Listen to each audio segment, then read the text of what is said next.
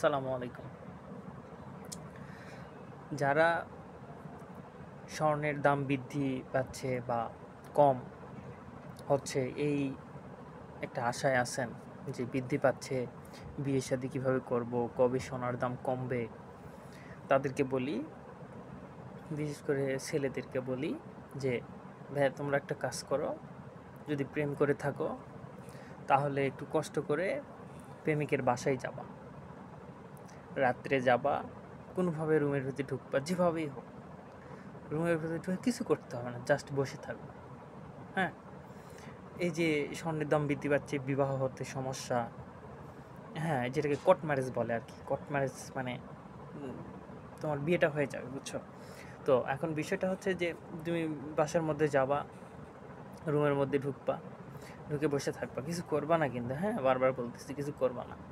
তো যখন জানাজানি হবে তখন তো বলবে যে এটি মেয়েটা তো সর্বনাশ করে ফেলছে।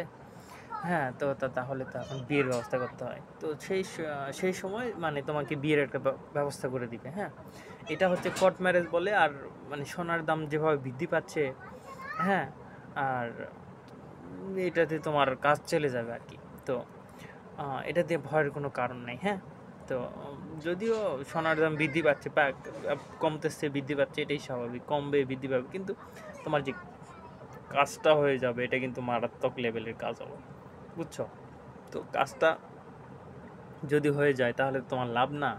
ভালোবাসার মানুষকে পেয়ে গেলে প্রথমত, দ্বিতীয়ত সোনার দাম বাড়ুক বা কমুক এটা তোমার মাথা ব্যথা না বা চিন্তা না। তো তাহলে এটা তোমার লাভ না?